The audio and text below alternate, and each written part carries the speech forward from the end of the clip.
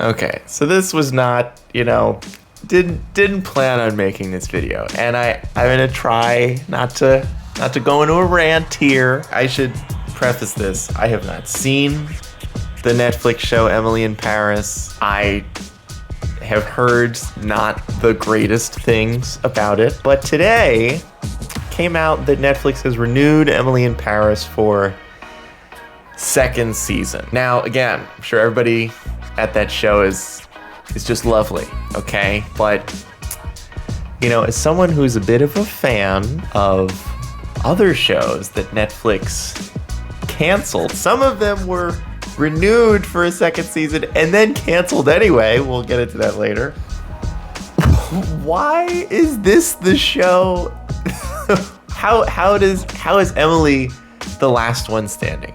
How Netflix has canceled, and some of these I haven't seen, and they just have, cult followings or whatever. They've canceled Teenage Bounty Hunters, they've canceled the OA, they've canceled Away, with, again, most of these one season. They got one season. They canceled Glow, which I know was incredibly popular and well received. They canceled Hassan Minaj, Patriot Act. They canceled Sabrina after 3.5 seasons-ish. I am not okay with this. I'm not okay with the fact that they canceled this, but also the show, I am not okay with this, which was really good.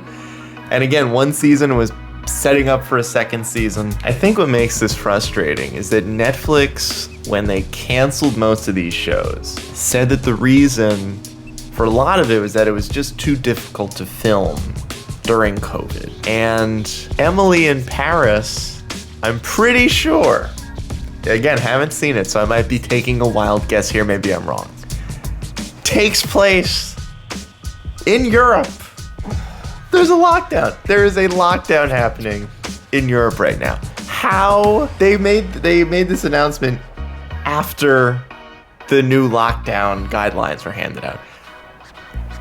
Why would this be any easier to produce? Why would it be easier to make a second season of this versus any of these other shows? Okay, so I think the big difference between Emily in Paris and any of the shows I just mentioned, controversy. So when Emily in Paris came out, even though I hadn't gotten a chance to see it, it was really dragged for just a lot of insensitive stereotypes and generalizations, and not possibly the most accurate,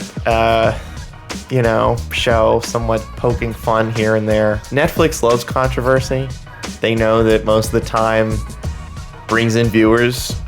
Tiger King, pretty controversial. And so many people fucking watch Tiger King that they made a second documentary or whatever that they weren't even planning on doing. It feels like they're leaning towards controversy over quality. Not that those can't be, not that they can't mingle, but all the shows that they got rid of to keep a show like this, which is like, and again, Emily in Paris did some pretty unique things for Netflix. It broke into Nielsen's top 10, which is very difficult because typically they only acknowledge network TV shows. So it did good numbers, and Netflix is pretty cagey about what numbers they release. But I get it from that perspective. But it seems so hypocritical to give these reasons for canceling incredibly popular shows after one season, and then more justification of they're really just kind of going for one strong season, and they don't really care about future seasons of things. Which if that's the case, you gotta tell these showrunners, hey, put an ending in, because there's a good chance we're not gonna bring you back. I thought possibly Netflix would go in a direction of more limited series, like Queen's Gambit, which now they're talking about a second season.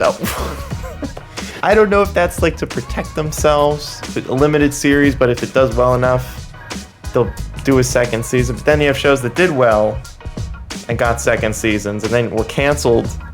That's confusing. Why renew a show and then turn around and cancel it post-renewal? That has to be such a strange headspace for creators to be in if they think they got renewed and then, or they know they got renewed. They literally got the news that the show's renewed, and then a few months later, Netflix is like, actually, you guys can fuck off. Like, we're not gonna do another season of the show. Anyone involved with Emily in Paris, and congratulations, this is very exciting, right? Even more so because of the fact that Netflix doesn't fucking renew shows. It seems like they only do one season and then you're out. Go out. Go sell yourself to Hulu or something. We don't care. I said I wasn't gonna rant. That's all this turned into. This is just me ranting. It's frustrating. I am sure it's not gonna be the last time. For some reason, the one surviving show seems to, as far as critical reception, be the worst performing one that gets another season. They gotta figure this shit out, man. This sucks to get attached to a show and then one season in know that it might not come back, or be told that it's coming back and then have that pulled away. But even more so, I'm worried that it's hurting people even investing into watching some of these shows. Because if you go in knowing that the show has one season and no definitive ending and probably isn't coming back, that's a weird thing to try to get invested in. At least if a lot of these shows knew they weren't coming back, they might put in maybe a small cliffhanger, but mostly a chance to just end it. And if it doesn't come back, at least you guys got an ending. Similar to Watchmen. Maybe we're gonna see more stuff like that. Maybe Emily in Paris is gonna get the old renew cancellation a couple months from now when Netflix realizes, why the fuck did we renew a show that we have to film under our country in lockdown? But we'll see. This is weird, Netflix. You're being really weird.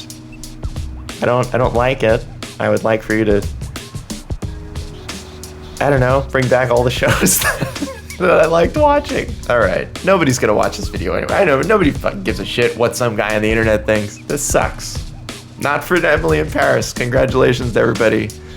It's great. I mean, hopefully, season 2 does actually get to be made, because there's not a great precedent being set right now. But yeah, whatever.